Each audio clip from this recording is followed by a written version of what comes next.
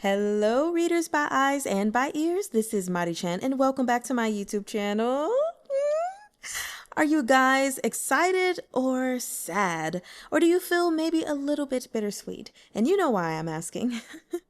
Because this is the final video of the disabled tyrant's beloved pet fish, also known as残疾暴君的掌心鱼宠 by Xue Shan Fei Hu, because we are gonna eat this up, all these last 67 pages or so in this video. So I hope you guys are ready for this beautiful story to end, because it's about to. Chapter 150, Helping People Fishy Style. Mu Tianchi was shocked for a moment, not because Li Yu had the audacity to ask for the country, but because of what he said about his last tribulation. What did he mean by last? Although Xiao Yu hadn't said why he was by his side, Liao Kong had mentioned that Xiao Yu needed to overcome tribulations. He himself could feel this was true. Last time, because of the bandits, Li Yu had said he hadn't completely overcome the tribulation. Naturally, Mu Tianchi wondered, if this was the last tribulation, did that mean Xiao Yu would leave him afterward? He was now the crown prince and had both sons and a daughter. From the outside, his life looked perfect. But he was afraid that this perfect life would make the carp spirit think he'd spent enough time by his side and that it was time to leave. He cared for Xiao Yu more and more each day. He couldn't accept Xiao Yu leaving him, unless he died. Every time he brought it up, Xiao Yu would stumble over his words, never giving him a straight answer. So by now, he would do anything to keep Xiao Yu at his side. He knew Xiao Yu was a kind of man who wanted to take care of even Piao Xue and Lady Liang. There was no way Mu Tianchi would believe Xiao Yu had stayed by his side for this long just because he wanted to rule the country. Xiao Yu was different from everyone else. If he really wanted something, why hadn't he asked when he was at his lowest? That way, no matter what reason he was given, the crown prince would say yes. But Xiao Yu had chosen to mention it when there was nothing standing in his way. If he were sly and talked his way out of it, or straight up rejected him, what could Xiao Yu do? Xiao Yu was smart. How could he not know? Xiao Yu truly didn't need to even ask. After he ascended the throne, he planned to give Xiao Yu the same amount of power as a prince regent. He knew Xiao Yu had things he wanted to do and the ability to do them, but he was restricted by the title of crown prince consort and afraid that it would weaken their relationship besides. But how could that ever happen? While the imperial physicians were curing his poison, he had been unconscious for a long time and had spent a lot of that time dreaming of the past. The cure of his muteness, the crown prince position, even his life, were all thanks to Xiao Yu's help. If Prince Regent wasn't enough and Xiao Yu wanted more, then if he were able, he wouldn't shy away from giving it to him. From Xiao Yu's tone of voice, though, it didn't actually sound like he genuinely wanted the country. It seemed more like he was testing him. Mu Tianchi saw right through him. This test might have something to do with the last tribulation, he thought. If he answered to Xiao Yu's satisfaction, would Xiao Yu just leave? It wasn't impossible. Since Xue Bao's birth, the insecurities within Mu Tianchi's heart had started to grow. He couldn't make a single mistake. He'd rather not answer at all than risk answering incorrectly. He clenched his jaw. I'll think about it and get back to you. Li Yu, who had been waiting for the standard answer, was taken aback. Huh? Didn't the crown prince just say he would give me anything I wanted? Li Yu couldn't help but puff out his cheeks indignantly. If men were reliable, pigs could fly. On one hand, he couldn't believe the crown prince was just saying empty words to make him happy. On the other hand, he knew his request had been a little ridiculous. A country was hardly a trivial matter. Some people could give up their parents and children to rule a country. Some might even throw away their own life. A country was important, and it was the crown prince's family legacy. Who was he to demand the crown prince share his legacy with him? Li Yu scolded himself for his stupidity. Prince Jing's love had made him lose brain cells. He'd gotten carried away, forgetting everyone had their own limits. It was an extremely stupid question. He'd put both himself and the Crown Prince in an awkward position. Sorry, I shouldn't have asked that, he said. Just pretend I never brought it up. He couldn't resent the Crown Prince for this. He was the one who had gone too far, after all. There was no way the final quest would be so easy. This was just a small stumble. He'd forget about it. Besides, the Crown Prince hadn't even rejected him outright. He'd said he would think about it. If it were anyone else, the Crown Prince definitely would have gotten mad. They had only been together for 2 years. Perhaps in another 2 years, or perhaps when they were old, the Crown Prince would have thought about it enough to give him an answer. Either way, the boss had been defeated, and now that he was the Crown Prince consort, there was no one who could bully him. Even if an outstanding carp spirit like him still had to transform once a day, it wasn't that big a problem, right? Liu comforted himself with logic and reason. He refused to let this setback get to him. He didn't get the answer he wanted, but his relationship with the Crown Prince was still the same. As a result, Mutianchu was even more convinced that delaying and not saying exactly what he was feeling had been the right decision. Otherwise, this fish might just get up and leave him and his children behind. He could tell his deflection had made Xiaoyu a little dejected, but that was okay. He'd make it up to him in other ways. With the last quest still out of reach, Liu threw himself into the Women's Federation. Of course, this was ancient China, so no one would understand what a women's federation was yet. Liu made a few adjustments and named it the Ladies' Assistance Society.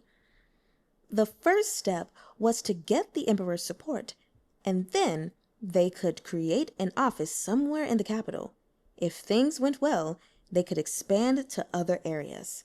After conducting the survey, Liu believed in his cause even more. The Crown Prince thought up an idea for him. Women remaining widows was a deep-rooted principle. If he wanted to change it, it wasn't enough to just have the people on his side. He needed the court officials on his side too. That way, he would be more persuasive. Liu thought that made sense, but how would he get the officials to fill out his survey? The Crown Prince seemed to smile at his consort, then glanced at his own lap. Liu's face immediately went red. You have both sons and a daughter now. Still? The Crown Prince consort complained, but he still sat down. The Crown Prince held the consort, satisfied. Xue Bao's 1-month celebration banquet had just passed, so they couldn't hold another one so soon. That was what Liu was struggling with too. It wasn't easy to find an excuse. Liu was just wondering what the Crown Prince was going to say when the Crown Prince casually summoned all the officials from the 6 ministries to the manor. Okay, fine. His husband had special rights. With the Crown Prince there to watch over everything, the officials put in a lot of effort on the survey. Liu was able to finish his task without much effort. At first, he thought most of these officials wouldn't approve of widows remarrying, but in fact, the opposite turned out to be true. Liu thought about it carefully. Perhaps it was because officials had seen and experienced more, so they knew almost nothing good came to a widowed woman. It was just that the court promoted it. Liu sorted all the survey results and put together a statement. He'd hoped the Crown Prince could talk to the emperor about it, but the prince said he should do it, since it was his idea. Liu started to panic. Didn't the Crown Prince say he would help him? Was he helping him jump into a fire? Besides, he was the Crown Prince consort. If he went to court, wouldn't he get cursed at? But Liu really did want to start this women's federation. He wasn't just talking about it for fun. The Crown Prince went to court, and Liu followed closely behind. Sob, sob. He felt like the imperial censors and a few of the older officials might bore holes in him with the forces of their stares. When the emperor saw Liu, confusion was written all over his face. He turned to Prince Jing. Mutianchu smiled. Royal father, the Crown Prince consort has a report for you to see. As a member of the royal family, I believe he has the right to bring matters to your attention." Whose daughter-in-law randomly brought in reports? The emperor was still a little confused, but he valued competence. Thinking of Li Yu's ideas on dealing with locusts on the western border, the emperor decided to allow the report. Li Yu handed it over to the emperor himself. When he finished reading, the emperor chuckled. "This is a custom left over from the past. I didn't realize we'd been keeping it up until now. Thank you for collecting all this information. I will consider it. There are merits to the idea of a ladies' aid society, so I will leave that to you. Formulate a specific plan and hand it in to me." Was that it? Li Yu was internally delighted. He was too lucky. He thought he'd have to write a beautiful essay to convince the emperor, but he agreed just like that. He hurried to thank the emperor. The officials around him all chorused, "Long live the emperor!" which meant they agreed with the decision. A thought occurred to Li Yu, and he suddenly understood. Why didn't the officials oppose him? Because women having to remain a widow wasn't a rule the emperor had come up with. If he had a chance to abolish an old custom and improve his reputation, there was no reason for the emperor not to take it.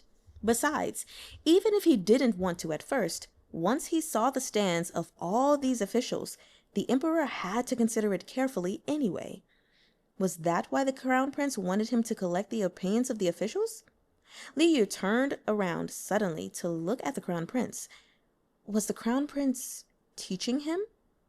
The prince smiled back at him gently. Li Yu felt like there was something squeezing at his heart. He could tell the crown prince didn't try to put any boundaries up between them at all. He was even guiding him. He still loved him. So why did he have to think about sharing the country? Li Yu wasn't sure. Later, the emperor declared that after one half of a couple had passed away, the other party was free to do as they pleased. Remaining a widow was a virtuous choice, but there was nothing wrong with doing the opposite. Since the emperor had made his stance clear, Li Yu could continue with his plans. Because there was so many things to take care of, setting up the Ladies' Assistance Society was all Li Yu had time for. He had to find a location and people. Then, once it was up and running, he'd have to worry about people coming to start trouble. Finally, the society welcomed its first woman in need. After her husband passed away, she'd suffered torment at the hands of her husband's family. She couldn't take it anymore and wanted to leave, but the elders of her husband's family wouldn't let her go. Despairing, the woman had tried to take her own life many times, but each time she was saved. She had heard about the society, and it was her last hope. Li Yu hurriedly gathered Madame Qin, Xiaoluo, and a few others to talk to this woman. As the crown prince consort and with the emperor's guidance, using all the methods available to him, he was finally able to convince the woman's in-laws to let her go peacefully. Li Yu had already mentally prepared himself, but he was increasingly starting to realize the importance of patience and attention to detail. Before long, the society's work was starting to gain momentum, and there were more and more requests for help. The emperor ordered trained female officials to take over, and Li Yu took a step back, only occasionally offering ideas. The Ladies' Assistance Society was gaining a reputation. After a while, even Lady Liang gathered the courage to come with a servant. If there was a new path to walk, why stand in the mud? The crown prince said Lady Liang's situation was more complicated than an ordinary woman's. Li Yu was afraid he wouldn't be able to convince the emperor, so he conscripted the crown prince to help. Fortunately, the emperor had written the announcement himself, saying one could not purposefully make things difficult for a widow, so he could hardly do so himself. Although Lady Liang was in danger of defying the emperor's orders, because he was the one who decided on this marriage, the emperor's decision had been what brought Lady Liang all this pain. The emperor hated Mu Tianxiao so much that he hadn't spared a single thought for Lady Liang. Since Lady Liang and Mu Tianxiao had no connection anymore, the crown prince suggested the emperor should allow Lady Liang to divorce the late Mu Tianxiao. Li Yu was speechless. The crown prince really would stop at nothing when it came to the sixth prince. But wasn't that the most effective method? The crown prince's suggestion was exactly what the emperor wanted too, so he allowed it. Lady Liang regained her freedom. She kept bowing to the emperor, the crown prince, and Li Yu. "There's no need to thank me," said the crown prince. "If it weren't for Xiao Yu, we might not have been able to get here." Lady Liang understood. She kowtowed a few extra times at Li Yu. Li Yu glanced at the prince, and the prince looked back at him. The crown prince really didn't have any reservations when it came to him, he thought. He would even give all the credit to him. "Tianchi, can we discuss that thing we talked about last time?" Li Yu asked. Mu Tianchi could already guess what he was about to say, and his expression changed immediately. "Goodbye." Chapter 151, Fishy Tribulation. Was the crown prince hiding something from him?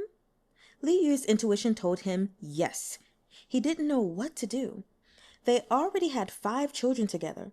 If the crown prince trusted him, why couldn't he tell him the truth? But thinking about how his own lies had spread like weeds at the beginning of their relationship, Li Yu couldn't muster the courage to ask. In this day and age, were husbands not allowed to have little secrets to themselves? Got it! A light bulb appeared above Li Yu's head. How could he have forgotten? He still had an opportunity to watch a secret in the system. It had been some time, but Li Yu immediately entered the system.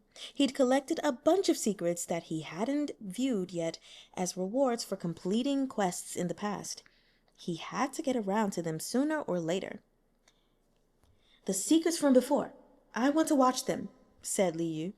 The system responded immediately, listing out all of the crown prince's secrets. There still weren't any explanations, just sequences of changing scenery. Li Yu was stumped. He just had to guess? Besides, he himself couldn't explain what kind of secret the crown prince had been hiding recently. Li Yu tried asking, "Are any of the secrets more recent?" "The secrets are random and cannot be specified," the system replied. "Fine.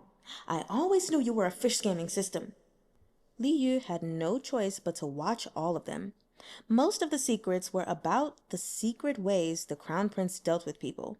Usually, Li Yu could figure it out depending on who appeared in the scene. Very quickly, Li Yu learned a lot of things he didn't know before. Like Mu Tianxiao being reported by the Secretary of the Ministry of Works, Zheng Jing, thus losing the emperor's trust. It had been the crown prince who'd sent word to Zheng Jing. Like all of the crown prince's letters to the emperor, luring the emperor step by step into accepting Li Yu as his consort. Like how, before they left for the western border, the crown prince had specifically gone to Ye Qian to ask him for the green plum wine he'd made for them. Li Yu was getting dizzy from all that he saw. But this was the true crown prince. Whenever he finished watching one secret, a new one would pop up. Li Yu suddenly saw a fish swim by in one of the scenes. Was this it here? He immediately opened up that secret. This secret took place in the water. There was a black fish with gold specks, doing its best to bite into a piece of a child's clothing, fighting against the water to swim up. Wasn't this him before he turned into a koi? At the time, he was still mostly black, and he hadn't completed the tasks to change yet. Li Yu wouldn't be wrong about himself, but he'd never grabbed onto a child in the water. This child looked even bigger than Dabao. When the child turned his red cheeks toward him and saw that a fish was saving his life, his eyes filled with surprise. Li Yu was even more surprised than the child was. This child, though it wasn't Dabao, had a face that was very similar. Li Yu finally recognized him. This was little Chubs, Dabao's dad when he was younger. Li Yu choked. He'd almost forgotten this was one of the crown prince's secrets. That meant the child in the secret must be the crown prince. But this didn't make sense. When he'd met little Chubs as a fish before, it had been an illusion. How had he shown up in the prince's secret? Illusions were fake and didn't exist, but the secrets were real. Why had they gotten mixed up? Liu didn't understand, so he continued watching. This should be little Chubbs' point of view. Liu saw the blackfish curl up so little Chubbs could pet it. At first, he'd suspected that this black and gold fish might not even be him, but it was so enthusiastic. Who else could it be? The blackfish dragged the boy to shore, and the boy grabbed onto the fish excitedly. Under the fish's guidance, he started rubbing the fish's head clumsily. Little Chubbs and the fish played for a while. When he heard other people approaching, the fish dove into the water. Liu saw the pond sparkle with a golden light. Clearly, that was where the fish was hiding. Little Chubbs wanted to search for the fish, but that was when the emperor and a group of imperial physicians all rushed over, asking the small boy how he was feeling. Little Chubbs passed out, and the physicians realized he was suffering from a fever. The emperor demanded the physicians cure Little Chubbs no matter what. In the end, a monk showed up. Liu recognized him. It was a young Liao Kong. Liao Kong helped the imperial physicians cure Little Chubbs' fever, and after listening to Liao Kong's suggestion, the emperor changed the child's name. The emperor chuckled. I saw the pond glistening full of golden light, so let's call you Tianshi. Since Liu was a fish, when he'd hidden himself, he hadn't realized the light in the pond had changed. Now that he'd seen it from someone else's point of view, he knew that the golden light the emperor had seen was from the golden scales on his stomach. Had the crown prince been named Tianshi because of him? Little Chubbs, Mu Tianshi, returned to the pond after he recovered, gazing at the water. He had already forgotten what had happened after he fell into the pond. He couldn't recall anything. After the secret ended, it was a while before Liu could calm down. What did this mean? Why had the illusion turned into reality? Did he really exist in the crown prince's youth? The system didn't answer. The memories continued to switch scenes, flashing constantly. Liu continued on to the next secret. He noticed that in one of the secrets, Mu Tianshi was already dressed like he was now, as the crown prince, so he chose that one. In the secret, Mu Tianshi was sitting at his desk, concentrating on something he was writing. Liu waited for a long time, but he didn't see anyone else around. The crown prince continued to write. Liu thought about going to read what the prince was writing. Usually, when the crown prince was taking care of private matters, he would leave him alone. But thinking about the way the crown prince trusted him and all the ways he helped him, Liu gathered the courage to take a look. He thought the secret must be whatever the prince was writing. Perhaps it was a political matter, maybe even top secret. The secrets all contained events that had already happened. They were memories. The crown prince inside the memory shouldn't be able to see him. Just one look. Liu took a quick glance down and saw his own name. He paused, then looked down again, reading the line. Have Liu as my empress, with the same authority as a prince regent. He realized at once that this was the crown prince making preparations for his ascent to the throne. If the crown prince became emperor, then Liu would naturally become the fish empress. He had thought about this countless times and had come to accept it. There was nothing particularly special about choosing him to be the empress, but the second half was the important part. With the same authority as a prince regent. The empress's job was to maintain order in the emperor's harem, and at most to admonish the emperor slightly if he ever did anything too crazy. But a prince regent was different. A prince regent held real authority and could participate in politics. Liu's teeth started to ache. What was his husband planning so sneakily? An empress who held the same authority as a prince regent. What was that? The empress regent? Wait, wasn't this sharing the country? Liu's brain swam. System, can I complete the main quest now? Sorry, user, the tyrant has not stated this outright, so it doesn't count. He'd already written it down, so how did it not count? Li Yu was about to argue when he saw the crown prince put down his brush and carefully read over what he'd just written with a smile. Then he sighed, brought the paper to a candle, and lit it, watching as the flame swallowed up all the words. The crown prince had burned the paper. No wonder it didn't count. But he didn't blame the crown prince. He was only one step away from becoming the emperor. Writing something like this was a sign of great disrespect, so of course he had to get rid of it. So why had he written it in the first place? And if the crown prince wanted him to participate in running the country, why wouldn't he let him know? Why did he do his best to avoid the subject whenever the country was brought up? Now that he'd discovered the crown prince's intentions, Li Yu had a lot of new questions. After he exited the system, Li Yu went to look for the crown prince to get answers. But the crown prince wasn't home. He had gone to the Ministry of Revenue. It occurred to Li Yu that he'd been neglecting Princess Xue Bao recently while he'd been busy with the Ladies' Assistance Society, so he decided to go check on the kids. When Li Yu entered Xue Bao's room, he saw that Xiao Luo had fallen asleep in front of the cradle. Xiao Luo was still young. Apart from taking care of Xue Bao, she would sometimes be called on by Li Yu to help at the Ladies' Assistance Society, so she was very busy every day. Li Yu was an understanding master. He let Xiao Luo sleep.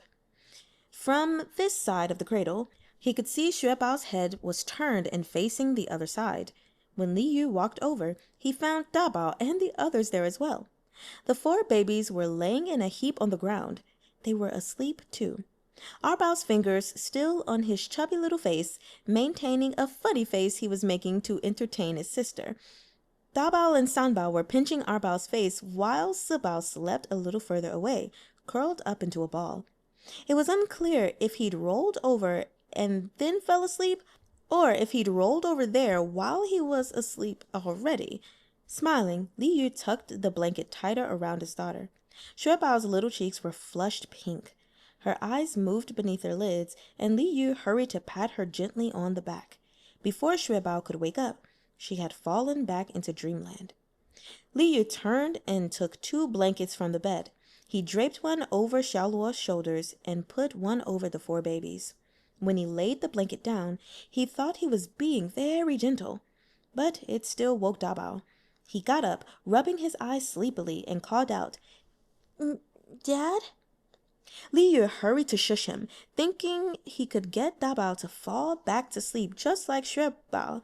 However, Da Bao only became more awake. The responsible fish guga worked with his fish dad to cover the other babies in blankets. He even followed Li Yu's example, tucking the blanket around his sister and patting her to take care of her. Da Bao really was a responsible older brother. Li Yu couldn't help but smile. Soon, Xiao Luo woke up. When she realized that she'd fallen asleep and the consort was taking care of the babies for her, she became very apologetic. Li Yu didn't blame her, though. He flapped his hands at her casually and told her to go rest. Incredibly grateful, Xiao Luo bowed to Li Yu before leaving.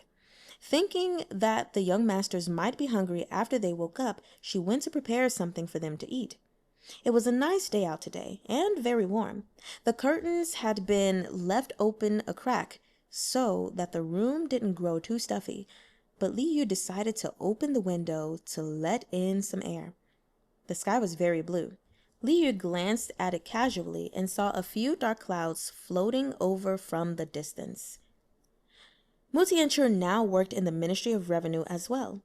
Eager to prove himself, the minister was in the middle of reporting the major tasks of the Ministry of Revenue to the Crown Prince when a cold breeze blew through the room. The Crown Prince glanced at the window. It had been bright and sunny a moment ago, but now the sky was covered in dark clouds, a full thunderstorm. "Your Highness, please be careful," said the Minister of Revenue, concerned. Mutiancher didn't hear him. He paused, one hand holding a report, and kept staring out the window. In the blink of an eye, a flash of lightning lit up the sky, immediately followed by thunder. That thunder was much louder than normal. When he looked in the direction the lightning had struck, It seemed to be the Crown Prince's manor. Xiao Yu was there. Mu Tianchu suddenly turned white. He thought back to all the ancient books he'd poured through before. Lightning of that immense size, accompanied by wind and rain. This was the sign of a tribulation. The Crown Prince immediately threw down his brush and rushed to the door. The Minister of Revenue and a few other officials were all shocked and rushed forward to stop him, but he ignored them all. The ministers couldn't stop the Crown Prince, so he ordered someone to retrieve a raincoat and bamboo hat. But by the time the items were fetched, the Crown Prince had already disappeared. Mu Tianchu raced through the heavy rain on horseback, returning to the manor at breakneck speed. He didn't even have time to dismount, rushing into the manor still on horseback. Wang Gongong was startled by his sudden appearance. When he nervously asked him what was going on, the Crown Prince didn't respond. He ran to the bedroom. He could hear the cries of children from outside. With his heart pounding even faster, he rushed into the room, only to see Dabao sitting on the floor, rubbing his eyes. Li Yu stood by the window, his robes whipping around him. At that moment, he thought Li Yu was about to disappear into the air. For all that he'd avoided Xiao Yu's question, was the final tribulation here at last? A tribulation by lightning was dangerous, and even if he was successful, he would have to say goodbye. Xiao Yu, don't leave! Mu Tianchu screamed. He rushed forward, putting himself between the fish and the rain, and held Li Yu firmly in his arms. Dabao was crying because the wind had gotten into his eyes. Meanwhile, Li Yu, who had just wanted to close the window because it had gotten really windy, was more confused than he had ever been before. Dabao forgot about his eyes and stared at his two fathers, blinking. Tianchu, what's going on? Li Yu asked quietly, confused. The Crown Prince was soaked through with rain. His brocade robes couldn't be wetter. He clung to Li Yu, refusing to let go no matter what. Don't go, he said in a muffled voice. Li Yu heard him repeat it multiple times before he suddenly came to a realization. He'd said he was a carp spirit. The Crown Prince had really believed it, so he thought an ordinary thunderstorm was a tribulation. What had he done? And why was this person so dumb? Li Yu didn't know whether to laugh or cry. He sniffled emotionally and tightly tugged the Crown Prince back. Tianchu, don't worry, said Li Yu. I won't go, nor will I leave you. Chapter 152. Fishy sharing the country. Li Yu closed the window. The room was a bit damp from the rain that had been blown in. He called for Xiao Luo to take the kids to the next room. Dabao kept holding his fish dad's hand, unwilling to let go. Li Yu hugged Dabao and kissed him, telling Dabao to go to the other room. Now, the only one left was the drenched Crown Prince. Li Yu brought a clean cloth over and wiped off the water from his face. Mu Tianchu wouldn't look away, afraid that if he wasn't careful, Li Yu would just fly away. Li Yu was both concerned and angry. What are you looking at? This is just a thunderstorm, not a tribulation. You didn't even use an umbrella. Do you think you're made of metal? The corners of the Crown Prince's mouth twitched upward, and he coughed lightly. I forgot. Li Yu nagged and scolded him for a bit, but his hands remained gentle. After wiping his face, Li Yu fetched a clean set of robes, intending to dry the Crown Prince off and then change his clothes. But the Crown Prince struggled. Xiao Yu, you got wet too. He wanted to do it himself, but Li Yu glared at him. The Crown Prince, knowing he had no leg to stand on, had no choice but to shut up. Li Yu efficiently helped him change, then looked at himself.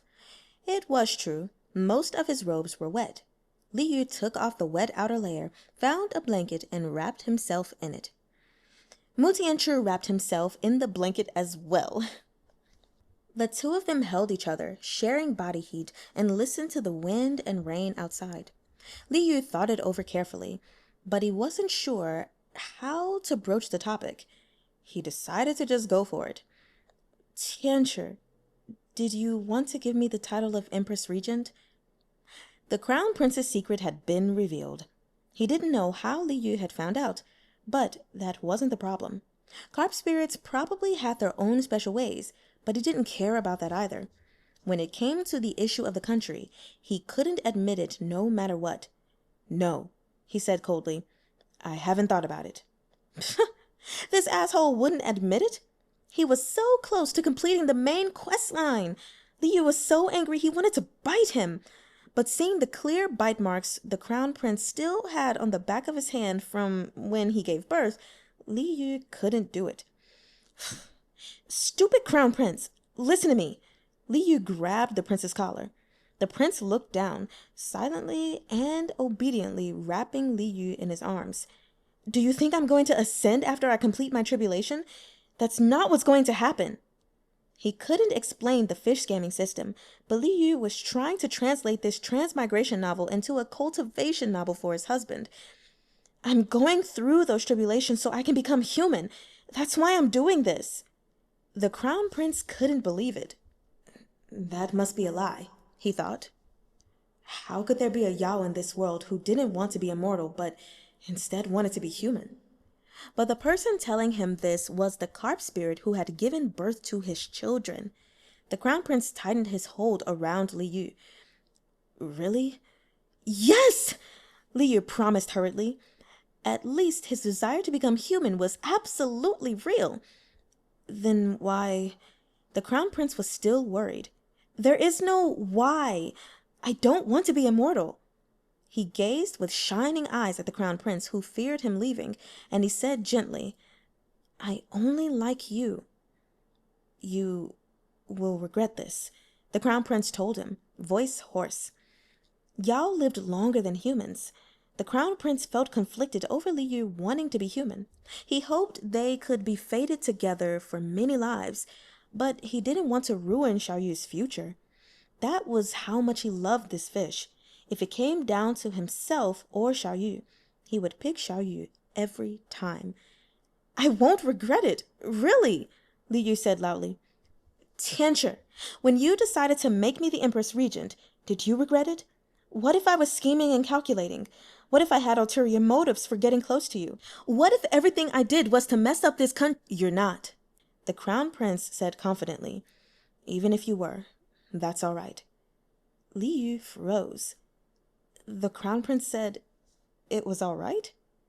The Crown Prince held Li Yu, letting him lay on his chest, his chin touching his forehead. "Liao Kong said that you saved me before, but I couldn't remember it," he said. "But when the imperial physicians treated me for the Xue Wu poison, and I was unconscious for a few days, I remembered some things from the past." Many years ago, he had also held this fish like this. The fish had laid on his chest, happily swaying its tail. "Xiaoyu, you saved me. I remember now. My life is yours. If it's you, it's all right." "You really remember?" Li Yu couldn't believe it. He'd assumed it was just a side quest, but he really did appear in Mutiancher's memories. What he thought was an illusion at the time was actually reality. Mutiancher had been given his name because of him. Li Yu was shocked, but more than that, he was overjoyed. It was a good thing he'd saved Little Chubs. Otherwise, the result would have been disastrous. Li Yu had always had a lot of questions. Since everything was on the table now, he could ask them. "Tianchi, why do you always touch my head when I'm a fish? What does that mean?" he asked curiously. He'd learned this move from the adult Mutiancher, then taught it to Little Chubs. Back then, Little Chubs hadn't even known how to pet him, but now that he was an adult, he used it on him all the time. What exactly did this mysterious, addicting movement mean? Mutiancher smiled as he rubbed his head. "Behave," he said. He refused to elaborate any further. Li Yu hummed, crestfallen. Then why did you save a random fish back then?" He could at least ask that now, right? Mutiancher could answer this question now. He kissed Li Yu's lips and said, "Because the sound of the fish's tail suddenly stopped." Huh? although I didn't remember exactly why at the time. I had memories of the sound of your tail. The sound stopped, and that meant the fish was dying. I didn't want you to die." Li Yu was an emotional mess. So that's what it was. The Crown Prince had saved him because he had saved the Crown Prince, which was also why he was able to save him. What came first, the chicken or the egg? This was a fucking endless time loop. But so what? The Crown Prince didn't care at all. He didn't care about being stuck in a paradox. "Tianchi, this is the last tribulation. Can you help me?" Li Yu said pitifully. "If I can't complete it, I'll turn into fish bones and fish ash." The consequences were that serious? How could he bear to let the carp spirit turn into fish bones and fish ash? He nodded solemnly. "What do you need me to do?" A few days later, it was finally time for the official Crown Prince ceremony. At Fengxian Gate, in front of all his ancestors, Mu Tianchi officially became the Crown Prince. After the edict was read, the emperor granted amnesty to the whole country so that everyone could celebrate. Li Yu wore the official court robes befitting a Crown Prince consort, embroidered with fish. As the Crown Prince's official wife, he stood closest to the prince, expression serious, back straight. After the edict was read, the emperor ordered the Crown Prince to offer sacrifices to the heavens on his behalf. Li Yu had to kneel down as well, like all the others, but Mu Tianchi walked quickly over to him and grabbed his hand, ignoring everyone else. That wasn't appropriate, was it? Offering sacrifices to the heavens was the Crown Prince's time to shine. What was he, the consort, doing here? Li Yu felt everyone's gaze on him, and the pressure was suffocating. "Don't be nervous. I already informed Royal Father," the Crown Prince said. Li Yu glanced at the emperor from a distance. The emperor waved at them. The Crown Prince and his consort were the future emperor and empress. There was nothing wrong with the consort participating in the ceremony alongside the Crown Prince. In any case, the Crown Prince had always been thorough, so Li Yu didn't need to worry about small details like that. The Crown Prince led him to the platform made specifically for sacrifices. The platform was very tall, and the statue of a god stood atop it. There were countless offerings in front of the statue. The drums sounded, and Li Yu focused on the Crown Prince's movements, completing the complicated ritual along with him. Afterward, the two of them gazed at the crowd beneath the platform. Li Yu suddenly thought of the people of the western border bowing to him. Facing a familiar scene, he now felt confident and at ease. Or perhaps this was just what it felt like to be on top. "Was that all right?" the Crown Prince asked. "Yes," Li Yu nodded expectantly. Xiao Yu wanted to complete his tribulation with a bang. It took the Crown Prince a while to figure out what that would mean before he picked the date of the ceremony. He wanted to help Xiao Yu make it through his tribulation during that ceremony. The Crown Prince gazed into Li Yu's eyes and said quietly, "I do." Li Yu could hear the system in his head, combining with the Crown Prince's voice. It was both an oath of faithfulness and a sweet declaration of love. "I do want to share the country with you," the Crown Prince said clearly. The sharing the country quest was complete. If Li Yu were dreaming, he would have woken himself up from laughing. After the ceremony, he found some time to enter the system. Now that he was free, he stood up straight to collect his reward. The system had already given him the final prize pack for completing the main quest.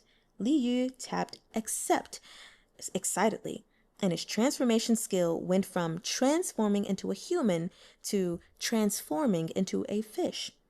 There was no time restriction, no limit to how many times he could transform, and he could cancel it at will.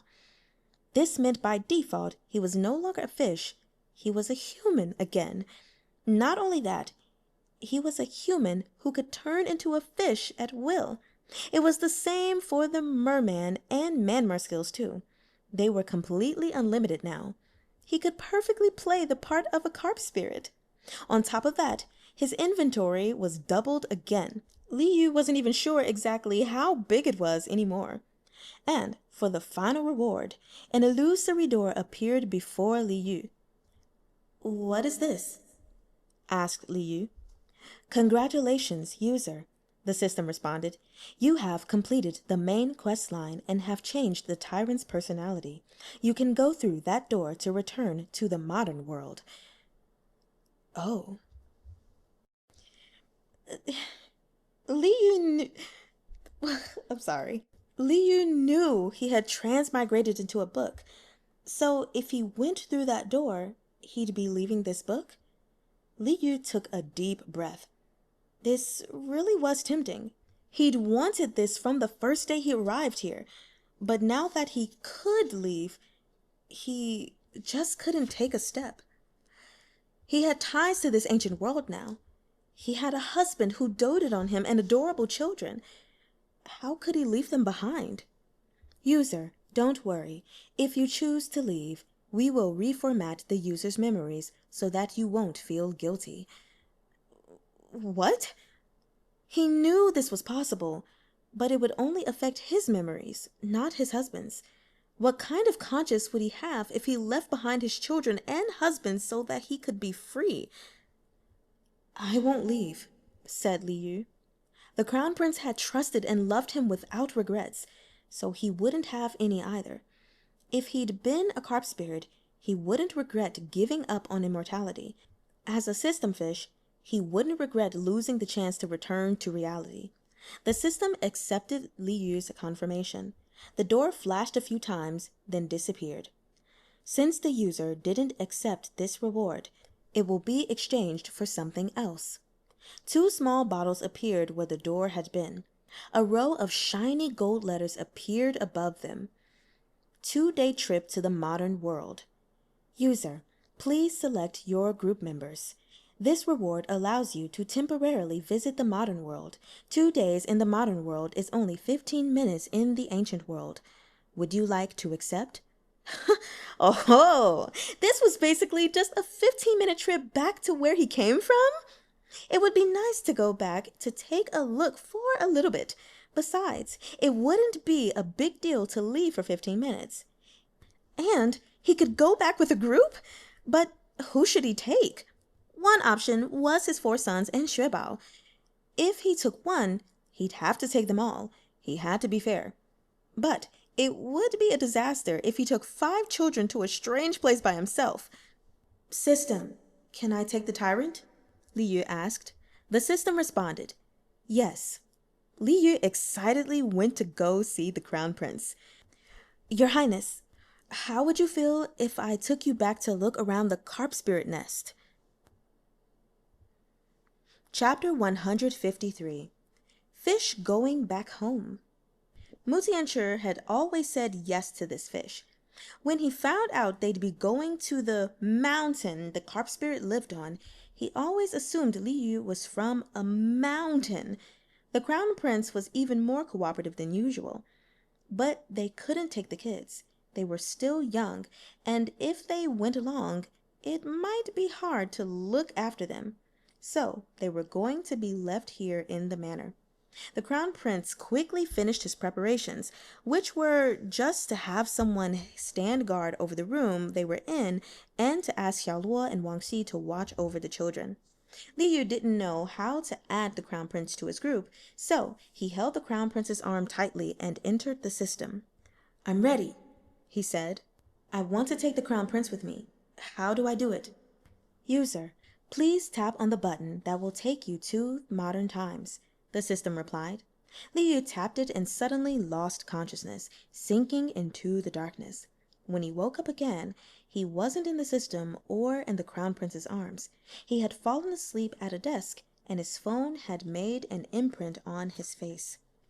Li Yu looked up confused and glanced around the room he was in.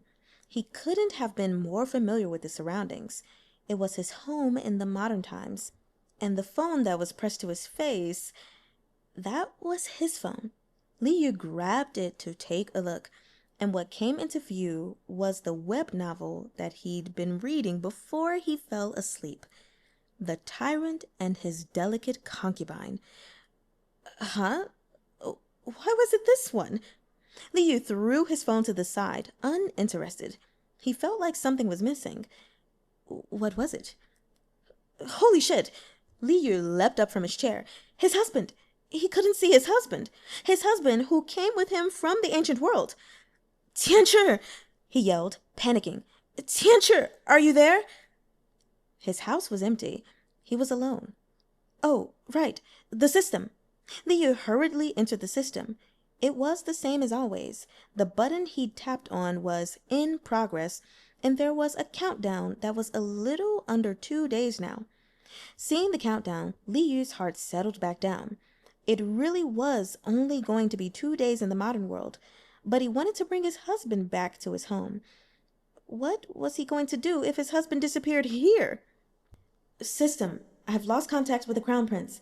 Can you tell me where he is? Li Yu asked. The fish scamming system remained silent. Li Yu wanted to beat it up. How could a catastrophe like this happen from just visiting his home? What if he couldn't find him within 2 days? Would the Crown Prince be in danger? When the time was up, would Mu Tianchi even be able to return to ancient times? Li Yu was worried. User, please relax, the system said. You will find him. What was he waiting for? If the system said it was possible, then he'd just have to hurry up and go find him. Li Yu exited the system. His home in the modern era was a 1-bedroom apartment with a living room and bathroom. Altogether, it was less than 50 square meters.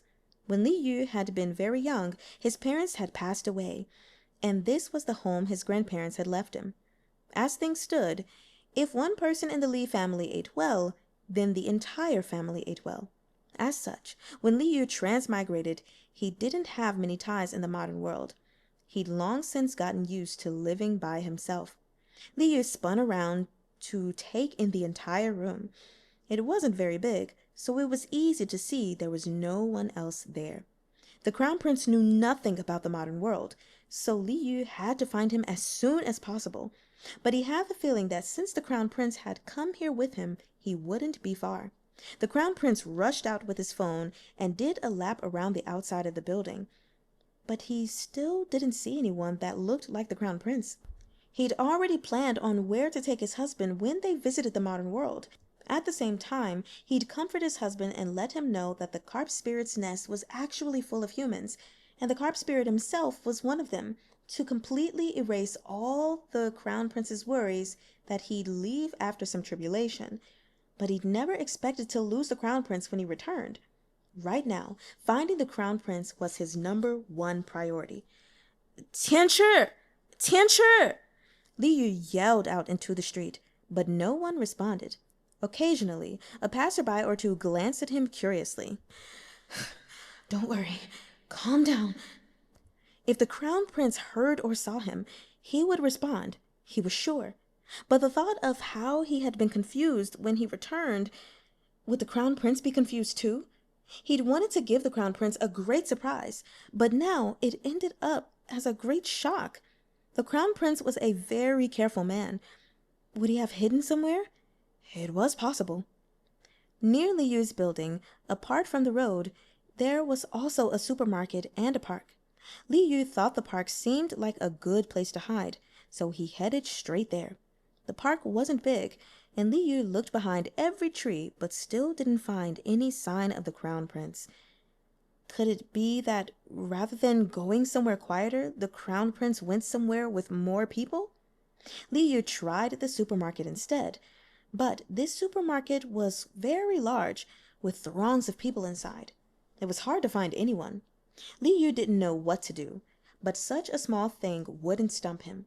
A new idea popped into his brain, and Li Yu went to the customer service area of the supermarket. Not long after, the PA system in the supermarket came to life. Mu Tianchi, your father Li Yu is looking for you. Please come to customer service to meet up with your father Li Yu. Because the workers said they only made announcements about lost children, Li Yu had no choice but to make such a daring announcement. If the Crown Prince heard it, he would definitely come, and customer service was easy to find, since it had a large visible sign.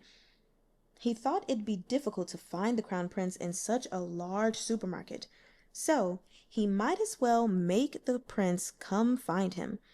He'd just apologize later. Liu was confident in his plan, but he waited for a long time and still no one came. The workers who made the announcement for him looked at him sympathetically.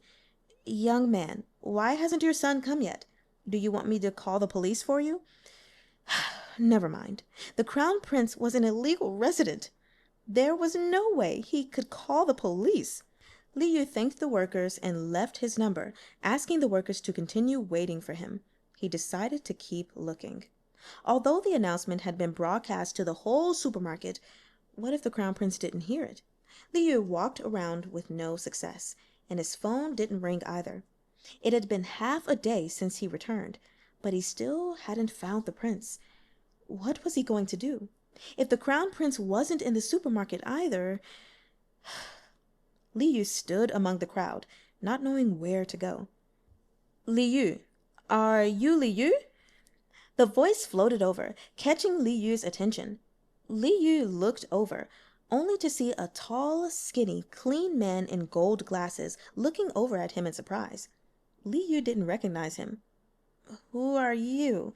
he asked cautiously. The man adjusted his glasses and chuckled. "I used to live in your building. I moved away after a while, but I still remember you.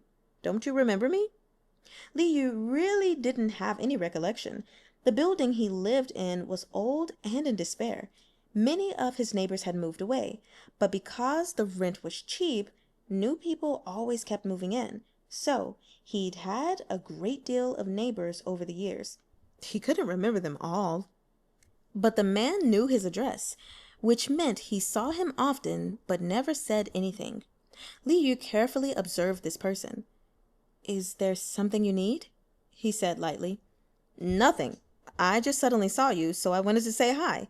You're in university, right? At which school?" Liu had just finished Gaokao.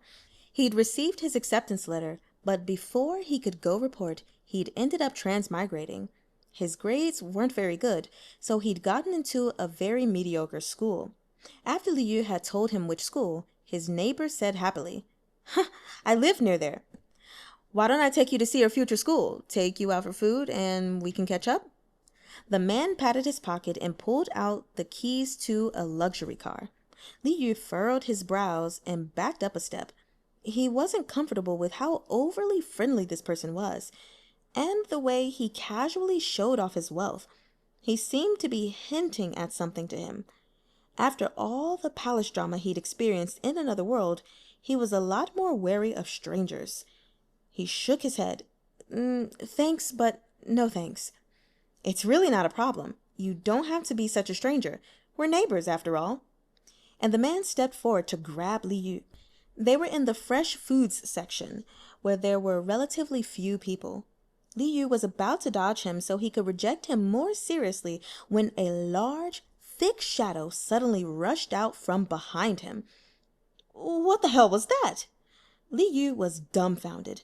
The man in front of him was trying to flirt with Liu, but Liu's attention was entirely on the black shadow behind him. The shadow seemed to be alive, like a long, thick piece of fabric. It twisted in the air and flew toward the man's forehead. Whack! What a sharp sound! The man was stunned by the sudden slap, and a wig fell from his head, revealing a shiny, bare scalp. The scene seemed familiar somehow. The man yelped, turned around, and the shadow once again struck accurately. This time, the man was slapped in the face. He looked like a braised egg. The dark shadow slapped him a few more times without pause. The man kept on screaming, unable to see exactly what was hitting him. He just felt wet all over, and the pain was making him break out in goosebumps. He had a guilty conscience to begin with, and now he was in this state. He didn't dare say anything more. He grabbed his wig from where it had fallen to the ground and ran away. Liu was too lazy to bother with this playboy any further. He knelt down to look at the shadow. The black shadow lay on the ground quietly, unmoving. That was when Liu realized what it was. A large, mighty black fish the length of a man's arm and as thick as a person's wrist. Its scales were black and shiny, like hair. If it had been anything else, fine. But a fish? Wait, fuck. Was this... It couldn't be, right? Liu finally picked the large black fish up, glancing around. Not too far ahead was a black fish tank, housing fish for sale. There was a puddle in front of the tank. Liu figured that must be where the fish had jumped out from. This fish was incredibly heavy. When Liu held it, it didn't struggle. It just lay in his arms, with none of its previous thunderous aura. Its dark eyes stared at Liu, its tail swishing lightly. The more Liu looked at it, the more shocked he became. In a very quiet voice, he said, "Your Highness, husband, if it's you, can you rub my hand?" He was afraid the fish wouldn't be able to hear him, but after he repeated it twice, the large black fish still didn't move. Liu sighed, thinking he'd gone insane. How could the Crown Prince turn into a fish? Sure, he'd transmigrated as a fish, but that didn't mean that when he'd transmigrated back, the Crown Prince would turn into a fish. That made no sense at all. Liu did his best to convince himself, but suddenly the fish in his arms leaped up and nimbly rubbed against Liu's face. After that, it even curled its tail around Liu's finger. Liu completely froze. Holy shit. Now he was in big trouble. This black fish really was the Crown Prince. The Crown Prince couldn't stand the creepy man flirting with his wife, so even though he'd turned into a fish, he had to jump out to protect his wife. No. This should have been a simple 2-day trip, but his husband had turned into a fish? What was he going to do? Chapter 154. The Crown Prince turns into a fish. The Crown Prince had turned into a large black fish. Liu held him tightly.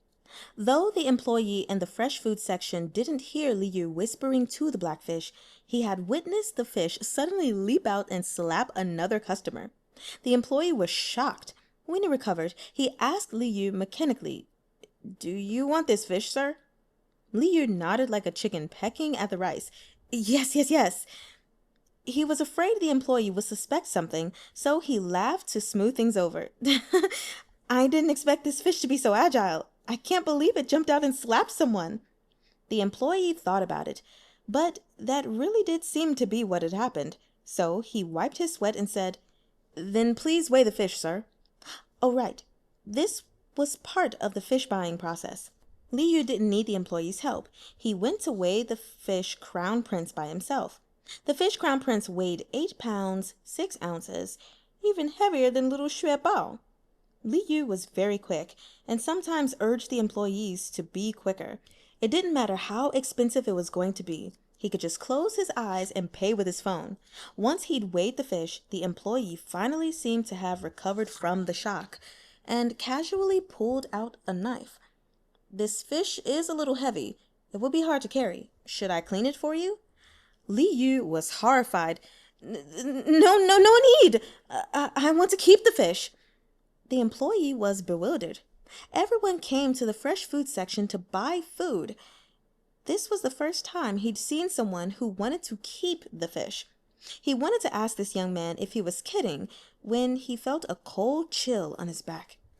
When the employee pulled out the knife, he thought he felt a little cold, but he hadn't paid it any mind. Now he was covered in goosebumps, as though he was being watched. The emperor sneezed. "This isn't a pet fish," he advised Liu. "It's mainly for eating. Frying, baking, or stewing are all good options." Liu snuck a glance at the fish in his arms. Although it was darkly colored and difficult to interpret, the fish was tense, as though it were angry. Liu was afraid the Crown Prince would jump up and slap the grocery store employee too, so he rushed to say, "It's okay if it's not meant to be a pet fish. I like it." As soon as the words were out of the strange young man's mouth, the employee no longer felt cold. The crown prince nestled in Li Yu's arms. Li Yu was afraid he had been outside of the water for too long. Though his house was nearby, it would be hard to carry him home, so he bought an extra-large basin, asked the employee for some water, and placed the crown prince carefully inside. The employee didn't understand. You can just use the large bag. He really couldn't. The crown prince had had a variety of beautiful fish tanks made for him. Now that it was his turn, he just got a plastic bag? Although he was poor, he wanted the crown prince to be comfortable. Li Yu carried the basin home.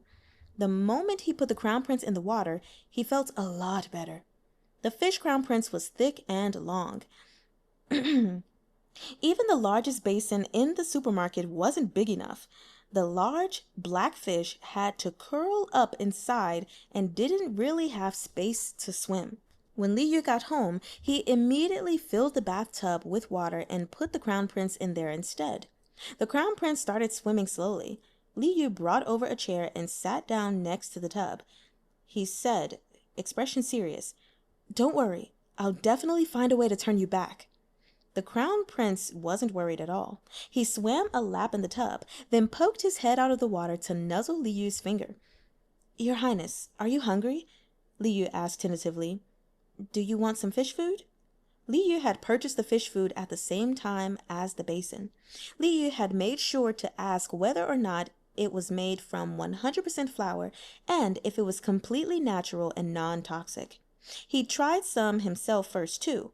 Modern fish food was much lower quality, inferior to the ancient version in both taste and texture, but it was better than nothing. Li Yu put the fish food next to the crown prince's mouth, but to his surprise, the prince, who had been very cooperative ever since he turned into a fish, turned and slapped the food away.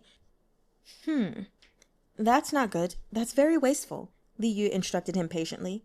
But the crown prince simply refused to eat fish food.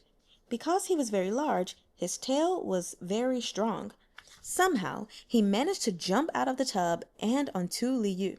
Li Yu rushed to grab him. Classic crown prince.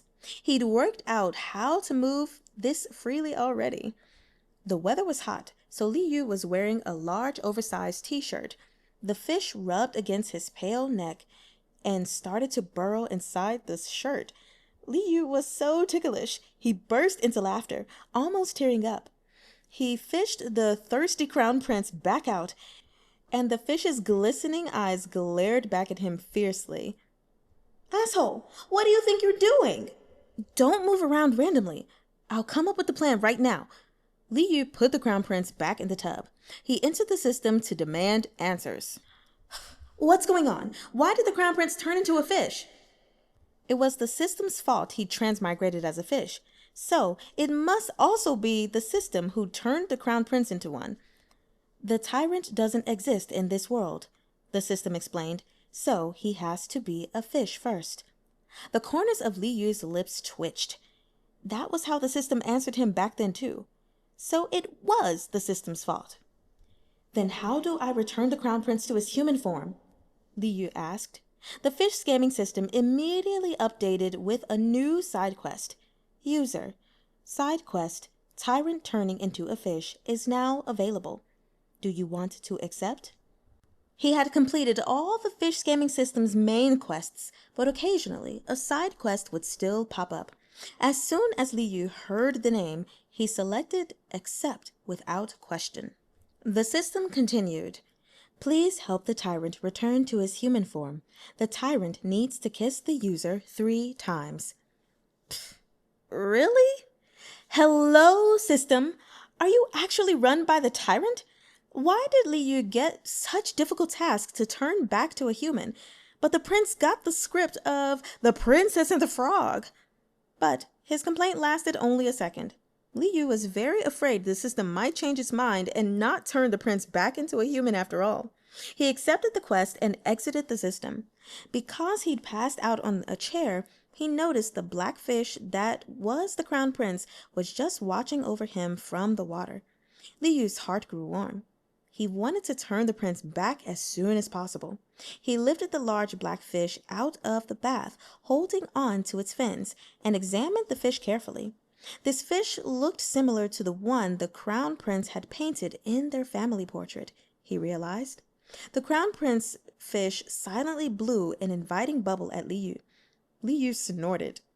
It was a little hard to start, but wasn't it just a few kisses? He could do it. Liu closed his eyes to kiss the fish. He wasn't sure where exactly he kissed, but his lips did get covered in scales.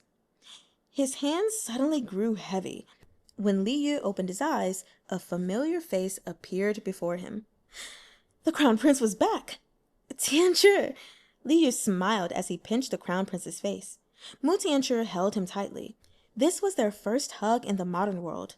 Liu was still sitting on the chair, which was actually just an old-fashioned stool. The crown prince held him too tightly, and as they both leaned back, they fell into the tub together. The tub was a little small for the two of them. He'd filled it with water for the fish crown prince to swim in, so it was a bit cold. Liu yelled at him to wait as he felt for the hot water tap. After he'd turned it on, he climbed into Mu Tianzhi, shivering. The tub slowly filled with warm water, and some occasionally splashed out. Liu's t-shirt became completely twisted and wrinkled. When it landed on the floor of the small bathroom, it spattered water across the room. Liu thought he would drown in the raging waves. A pair of warm lips descended, kissing him on the eyelids. They lay together on the tiny single bed, both listening to the hearts beating in each other's chests. Tianzhi, Liu said after a while, have you realized? Now that the crown prince had turned into a fish, Liu thought he ought to have figured some things out. Mu Tianzhi just rubbed his hair, smiling. Originally, Liu had planned to reveal everything to the crown prince on their trip back home, but because the prince had disappeared, he hadn't had the chance. Now that he was found, Liu mustered up the courage to explain. I brought you back because I wanted to tell you this is where I came from. I was born here, then accidentally arrived in your world. That's when I turned into a fish. I think it's probably the same reason why you turned into a fish this time. I'm a human. I just happened to turn into a fish. The crown prince paused. So you're not a Yao? Exactly, said Liu. I'm a human just like you. Because my world and your fish are so different, I wasn't sure I could make you believe it. I didn't even know how to explain why I had become a fish, so I had to just admit to being a Yao. The tribulations I mentioned before, that was because I had to do certain things to return to human form. So I really just want to be human. I won't leave you. You don't have to worry, he added quietly. He knew the crown prince was always worried he would leave. No matter how much he professed his love, it didn't matter. And all because he said he was a carp spirit. After everything that had happened, he was confident in the crown prince's love for him, so it was time to reassure the prince. Luckily, this was a great chance, especially now that the crown prince had experienced being a fish. It should be a lot easier for him to accept. After all, the crown prince was not a Yao. I understand what you mean, the crown prince said after some thought. After Mu Tianzhi suddenly arrived and realized he had turned into a black fish, he had been squeezed into a fish tank with 2 crabs and 3 turtles. After the shock had passed, many things had occurred to him. Why was this immortal carp mountain so different from how he imagined? There were hordes of people passing by, looking at him, and they were all wearing strange clothes. And why had he turned into a fish? Xiao Yu had come here with him. The crown prince wanted to find Xiao Yu, but after a few attempts to leap out, he'd always landed back in the water. He didn't know where Liu was. All he could do was stay put and wait. When the PA announced Mu Tianzhi and Dad Liu, the crown prince knew Xiao Yu had to be nearby. But he couldn't leave the fish tank. Then, when he finally saw Xiao Yu, a random man was flirting with him. The crown prince was furious, and he leapt up to teach the man a lesson. The scene seemed vaguely familiar. The Crown Prince remembered. Xiao Yu had done a similar thing once. It turned out he and Xiao Yu were quite similar in some ways. When Li Yu came clean to him, Mu Tianchu finally understood that Xiao Yu had always been human to begin with. That was why he didn't fear the Taoist priest or the black dog's blood. Tianchu, are you angry? Li Yu asked weakly. He hadn't anticipated that his helpless decision to pretend to be a carp spirit would cause so many problems. Mu Tianchu shook his head slowly. He didn't mind when Xiao Yu was a Yao. How could he mind now that he was a human? But this did open his eyes a little. The Crown Prince smiled. So, what sorts of things do you need to do for your tribulations? He moved his finger to Li Yu's lips, tracing their shape sensually. Were the many kisses you gave me just now one of those tasks? He privately thought that this kind of tribulation was much better than being struck by lightning.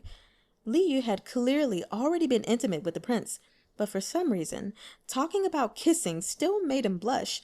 His brain churned desperately as he tried to argue. It wasn't many kisses, only 3 kisses.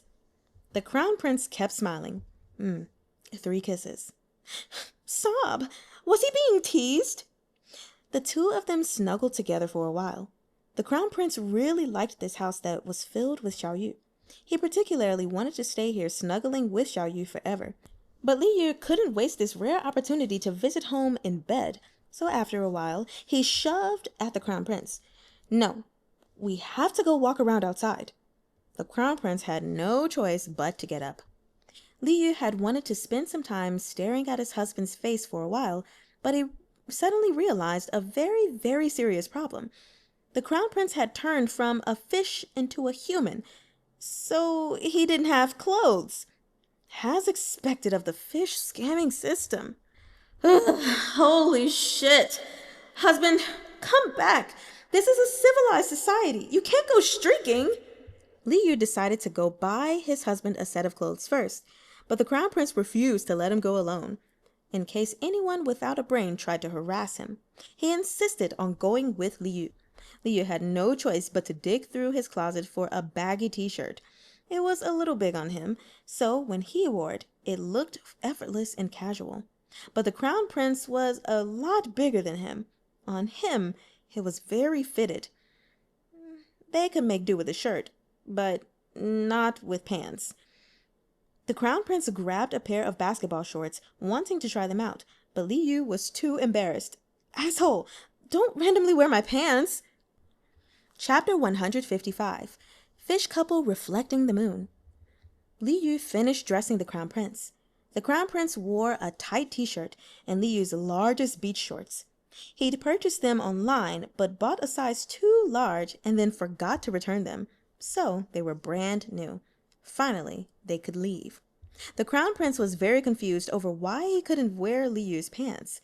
Even though he had clothes now, Li Yu still wanted to take the Crown Prince to buy more. Actually, after online shopping had become popular, he rarely went to physical stores anymore. Everyone said buying online was cheaper, but right now, there was no time to wait for delivery. They had to buy some clothes right away. Li Yu led the Crown Prince to a menswear store.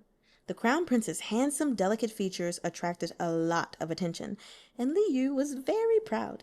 In modern times, his husband could be a celebrity, but unfortunately, they wouldn't be able to stay long.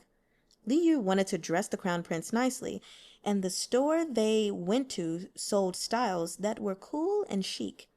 Li Yu brought everything to dress him from head to toe, then picked a few modern, attractive suits. Money in the modern world was merely a worldly possession, so he didn't hesitate to spend it on his husband. After all, he would be returning to the ancient world with the prince. Li Yu didn't feel any pain at all. Everyone in the store was either buying or trying on clothes. Li Yu brought over the things he'd picked out and pushed the Crown Prince into the changing room. After arriving in the modern world, Mu Tianchu had turned into a fish. First, he'd been stuck in the fish tank in the supermarket. Then, he'd been rescued by Li Yu and taken home. He hadn't had a chance to see much yet until Li Yu brought him out. Even though the Crown Prince had always been a calm man, he couldn't help but be shocked. Xiao Yu was a human, not a Yao, and this wasn't the carp spirit's immortal mountain, but it was even more dizzying and dazzling. The Crown Prince was a little overwhelmed. Li Yu had told the Crown Prince to go try on clothes, but the Crown Prince wasn't entirely sure how to go about it. He was very curious about this tiny room that was only decorated with a curtain. He pushed and knocked for a while, but nothing happened. Li Yu suddenly remembered. Oh, right. His husband didn't know how to wear modern clothing. He hurriedly squeezed himself into the changing room to help the Crown Prince change. Inside, not only could he help, he could also see the results immediately. If he wasn't satisfied, he could adjust the outfit until he was. Li Yu picked 2 outfits that looked the best on the Crown Prince and got the exact same for himself in his size. They'd already worn matching couple outfits countless times in the past. Now they could take a modern couple outfit. All the newlywed couple wanted to do was cuddle together. They'd cuddled plenty at home, but it was still hard to avoid kissing and hugging each other wherever they went. Changing was usually a quick affair for him, but Li Yu and the Crown Prince spent nearly half an hour in the changing room. When they came out, the 2 of them were wearing identical suits. Aside from Li Yu's lips being a little red and swollen and the slight redness rimming his eyes, there was nothing out of place. Li Yu pulled out his phone to pay, then taught the Crown Prince how to pose and took a picture to set as his wallpaper. The photo came out very well. They were both smiling. He was beaming widely, and the Crown Prince wore a gentle smile. The Crown Prince was good at painting, but when he saw the photo, he gained a deep respect for this little box called a cell phone. Li Yu didn't have the option of claiming this was Yao magic anymore, so, still smiling, he taught the Crown Prince to take a photo with the phone. He'd learned the physics behind a camera in school, but he'd given all that back to the teacher. There wasn't enough time to explain everything in detail, so they might as well just enjoy themselves. The Crown Prince, in his stylish suit, took pictures of nearly everything, but no matter what he was taking a picture of, Li Yu had to be in it. Li Yu let him have his fun. Who knew that the cold-blooded tyrant from the book liked photography? Along the way, Li Yu bought some takoyaki from a shop, and they ate it together as they walked. The Crown Prince resisted these weird round things at first, and asked in a low voice, "This is seafood?" Li Yu immediately understood his concern. "It's octopus," he chuckled. "It's not a fish like us." The Crown Prince liked it when he said us, and he also liked that the takoyaki wasn't made of fish. Keeping an open mind, he tried a bit of it and found that it was indeed very fragrant.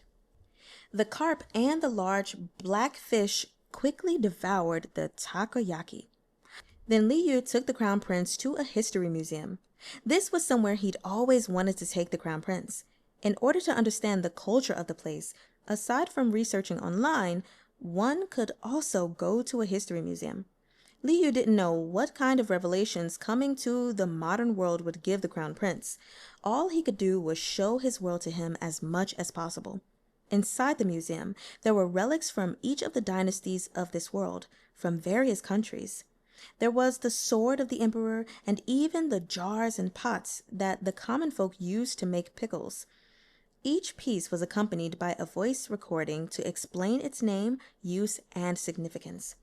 One era always had to fall for a new one to rise. The Crown Prince listened attentively with his brows furrowed, deep in thought. After they were done at the museum, Li Yu took his husband to the amusement park. This was Li Yu's selfish little desire. If he could never come back here again, he had to get his money's worth now.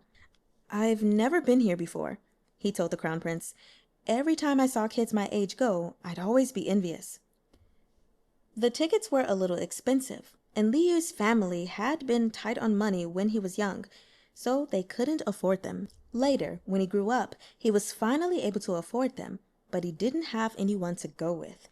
The Crown Prince said firmly, "I'll go with you." Li Yu wanted to go on the roller coaster, and the two of them lined up for a long time. But the ride that flipped the world upside down only lasted a few minutes. Li Yu held the Crown Prince tightly, his face pale. The Crown Prince fared a little better, but he felt that they were paying money to suffer. "This isn't suffering," Li Yu insisted. "It's a way to release your emotions." Because on the roller coaster, everyone was screaming. Nobody would notice that a certain person among them was a little sad. Having experienced the roller coaster, Li Yu glanced at the crowd behind him and felt a flash of melancholy at having to say goodbye. The Crown Prince saw it and held his hand once again. "I'm here," he said quietly. "I'll stay with you." "The next ride is bumper cars. I really, really wanted to do this as a kid too." Li Yu fluttered his eyelashes. That was 2 whole reallys, so of course the Crown Prince had to accompany him until the end. Bumper cars were a ride for children, so the cars weren't very large. For Li Yu to sit in one with the Crown Prince, they both had to scrunch up in the seats, knee to knee. Li Yu wasn't very familiar with the ride, and he fidgeted for a while. Perhaps he pressed something he wasn't supposed to, because they started spinning on the spot. "I'll fix it, I promise," Li Yu panicked. He wanted to show his husband how cool he was, but he was making a fool of himself instead. "It's all right." The Crown Prince seemed to have thought of something. The corner of his lips tilted up in a slight smile. Perhaps because they couldn't control a bumper car as 2 fully grown men, they ended up being judged by their peers, and car after car came and rammed into them. Li Yu and the Crown Prince started spinning in a new direction. The Crown Prince was furious. How dare they bump into Xiao Yu's car? Li Yu hurried to hold him down. "Tianchi, that's how you play this game. Don't get mad." Li Yu had finally figured out how to control the car. "Watch this," he said. Li Yu drove the car after the one that had bumped into them and ran into them harshly. "Ha ha ha! Time for my revenge!" The Crown Prince really didn't understand why they had to bang into each other like this. But seeing how much fun Xiao Yu was having and that he didn't seem sad anymore, the Crown Prince shook off any negative feelings he had. But he couldn't just sit in the car and let his wife do all the work. The Crown Prince pushed a red button for Xiao Yu. The car immediately rammed into a wall. "Tianchi!" Li Yu yelled. "Don't touch anything!" Li Yu held his husband around the park, conquering all the rides and attractions. The two of them took a lot of photos, even one on the bumper cars. In the blink of an eye, a whole day had passed. When they returned to Li Yu's house, the two of them were wearing the same t-shirt. Li Yu, as the host, decided to cook dinner. He found some fresh cucumber in the fridge. The Crown Prince knew what this meant. Li Yu smashed the cucumbers as usual, but in the time it took him to boil some noodles and come back out of the kitchen, the Crown Prince had already eaten all the cucumbers. He didn't even leave behind any sauce. "How could my husband be this hungry?" Li Yu thought. Poor thing. And he didn't think much else of it. He brought over 2 bowls of plain noodles, one each for him and the prince. After they ate, both of them were slightly overheated. Li Yu turned on a small fan so it would blow cool air over them when they lay down.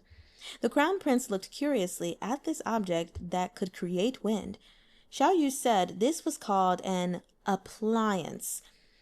The little appliance dispersed the heat a bit.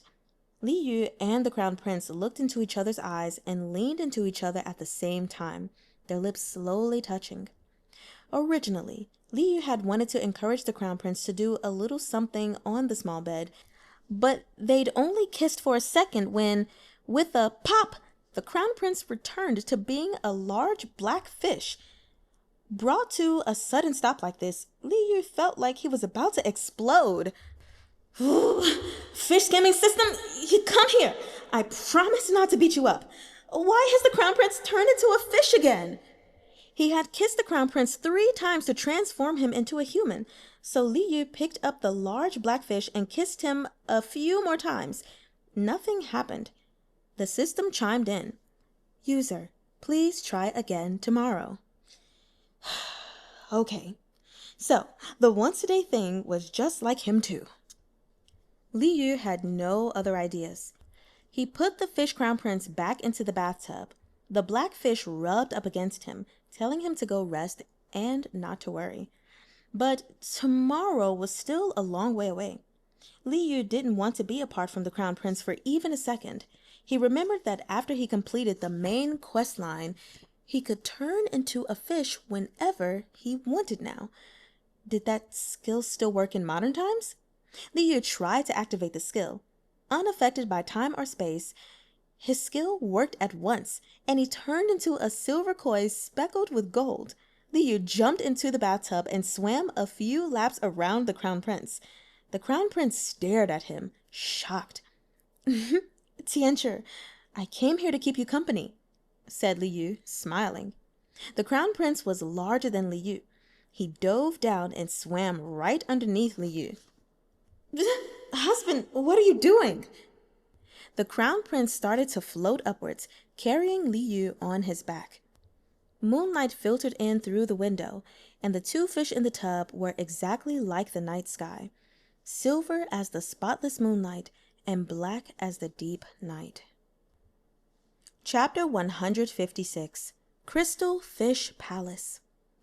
The next day, Li Yu helped Mutianchi recover his human form and took him to the places he still wanted to go.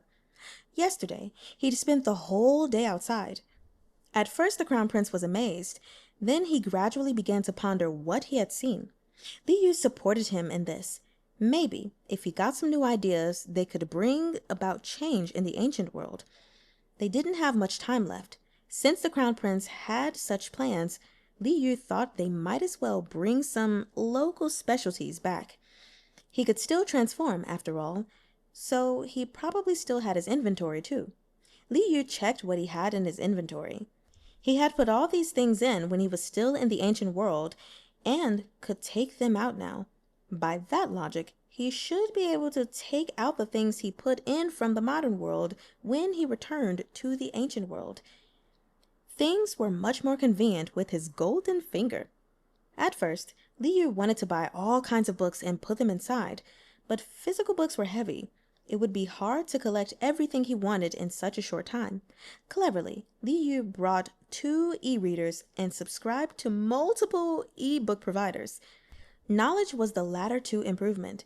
Li Yu wanted to set up this ladder for the crown prince. Now that he had the e-reader, he'd have to find a way to keep it charged. There was no electricity in ancient times, so Li Yu brought a solar-powered charger and a portable battery. That way, he could bring his phone too. There was no signal in the palace, of course, but he could at least use it as a camera.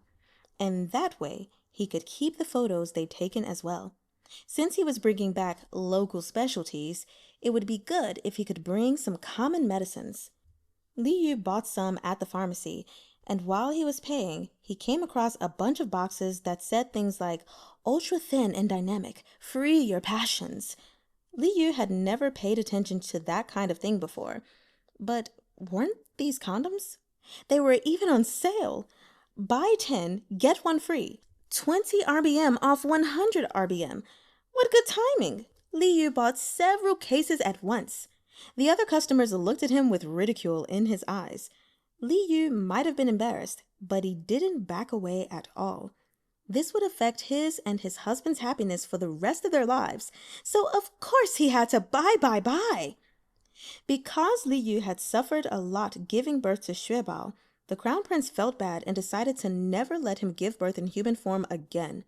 Fish form was up for consideration, but it would be hard to get away with it in the palace. Ever since Li Yu recovered, he and the prince had tried many different methods, but contraception in ancient times was a little off. They didn't want to drink any medicine, so in the end, they just had to control themselves. Li Yu was fine, but it was very difficult for the crown prince. Stuffed with multiple boxes, the inventory was nearly full. The crown prince insisted on taking the clothes Li Yu had brought with him. There was no way he could wear those back in ancient times, but the crown prince didn't want to leave behind anything that Xiao Yu had given him. It would be good enough just to hang it up somewhere.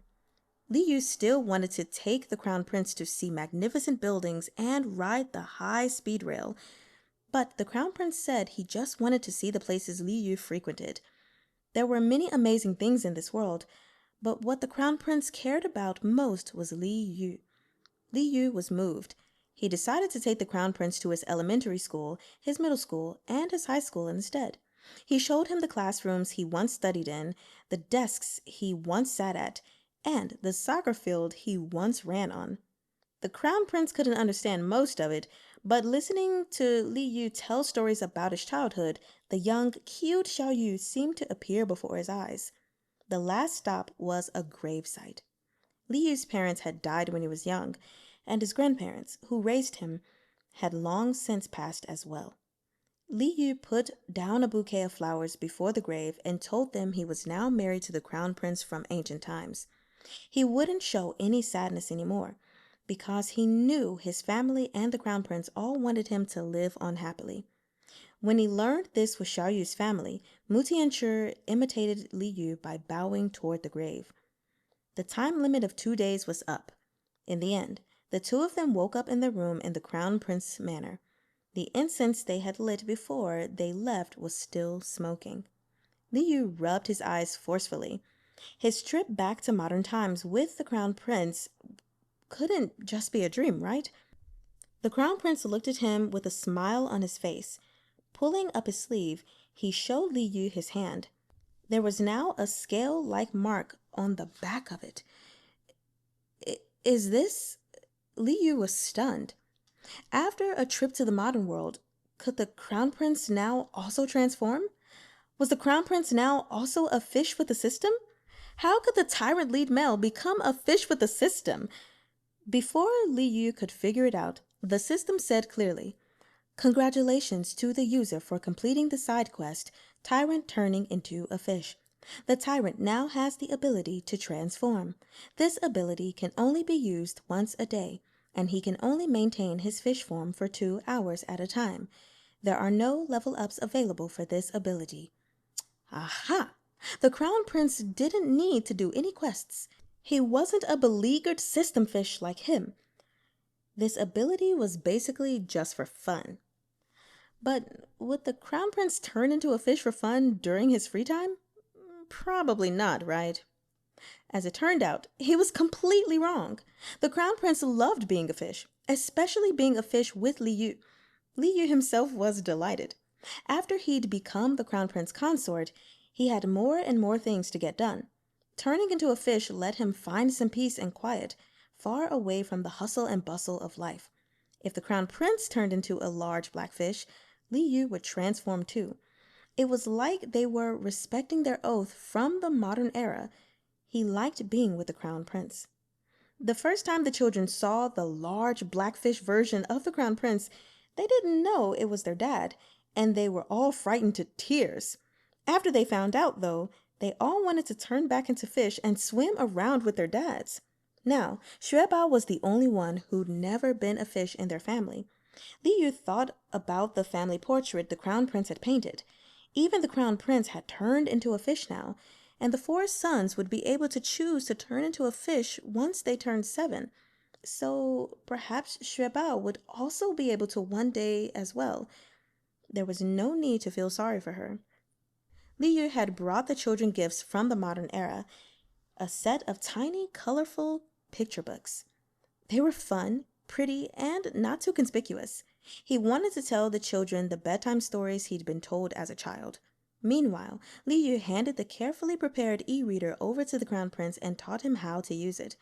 Perhaps the words on the e-reader were slightly different from ancient writing.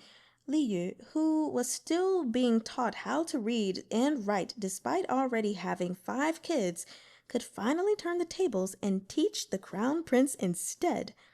He sat in the Crown Prince's lap, teaching him an entire page of simplified Chinese when he realized that this was the position they used when the Crown Prince taught him. Now he was teaching the Crown Prince, yet they were still in the same position. Something didn't seem quite right. With the way this was going, Yu Lao sure was going to get eaten at the end of this lesson. But frankly, there was nothing scary about being eaten. they could take the chance to find out what ultra thin and dynamic felt like. And so, life at the Crown Prince Manor saw some welcome new changes. The Crown Prince settled down to read books in the e-reader. He picked the ones he was interested in and slowly read through them all. If there was something he didn't understand, he'd ask Li Yu, and Li Yu would do his best to explain using the language in the ebook. He didn't know how this world would change, but if the Crown Prince needed him, he'd do his best to support him.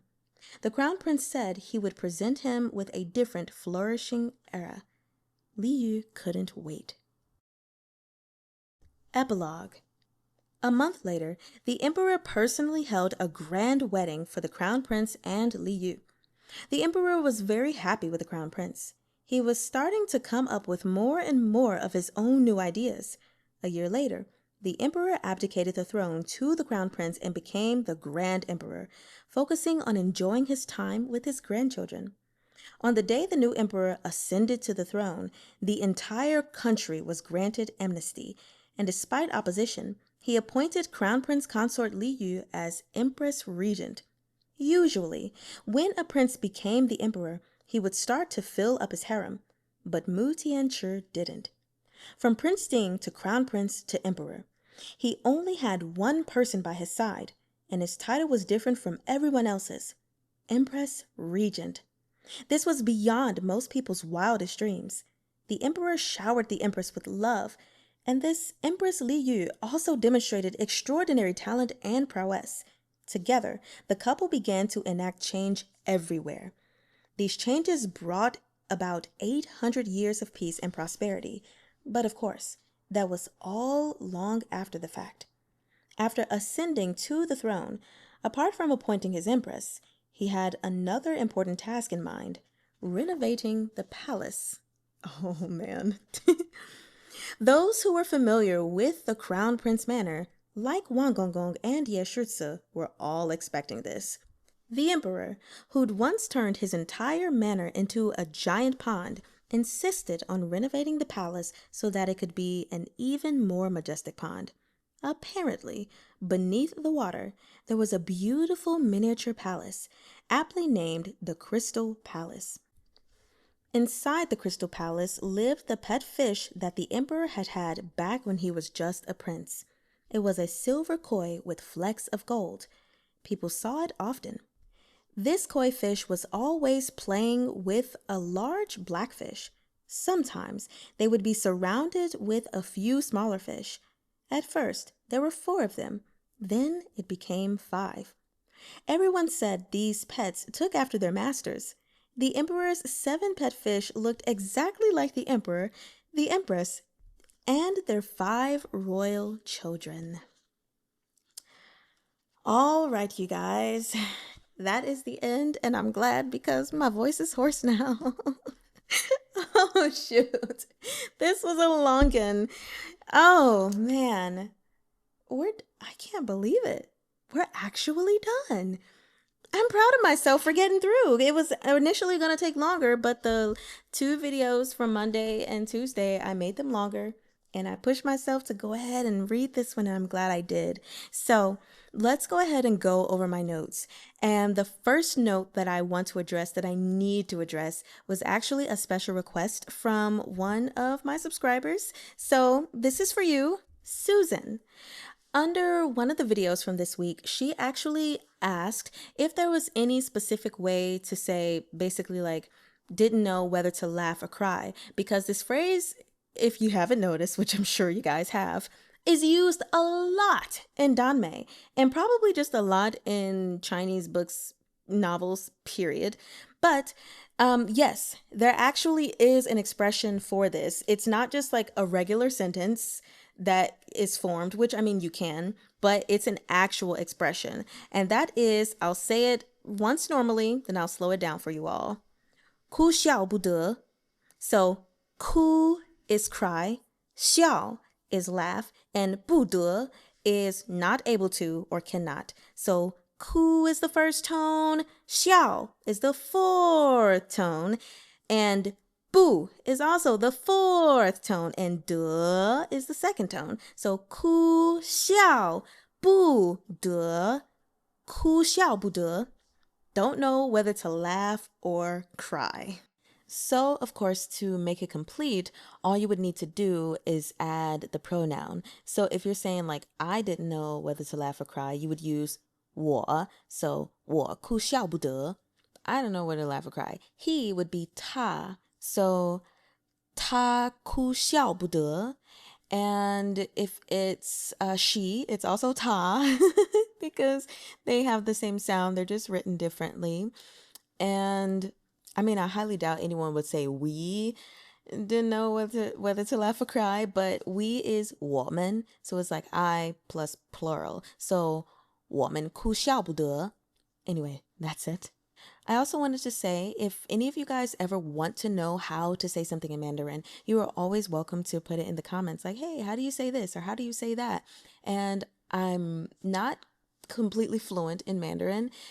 I just have studied for a few years and I'm currently not studying, but if I know, I will tell you. And if I don't, I will look it up. And it's pretty easy for me to tell now, you know, if something is like genuine or somebody's just making something up. So I definitely love telling you guys these little things. So the next note I have is actually around Prince Jing and him fearing that Xiao Yu would leave. And I just wanted to say that it was just, it's just so crazy that he had that fear this entire time. And Li Yu was basically completely unaware of it, you know, and just how we saw that develop throughout the chapters as he asked that question, like, will you give me the country? And he's like, oh my God, if I give him the country, he's going to leave after this. Again, it was just nice to have another real humanistic approach to the prince. Like, oh yeah, he's not just all put together and has plans for this and this and that. No, he has insecurities as well. And Xue Shan Fei Hu gave us a little bit of that. So I appreciated it.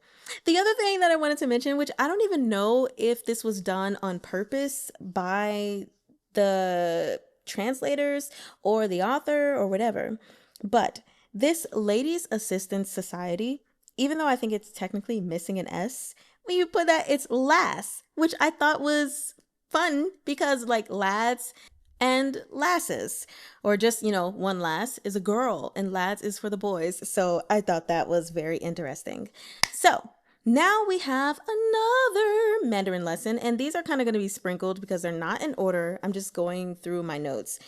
So, a lot of times you're going to hear when you watch C-dramas, when they're saying like, long live the emperor, which was said in these final chapters.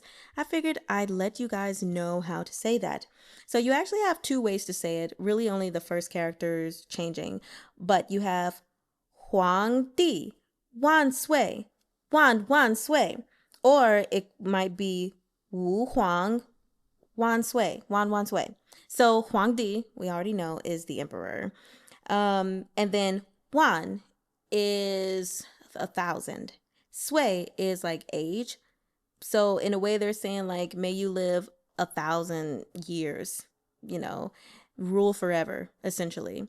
So again, Huang Di, Wan Sui, Wan Sui.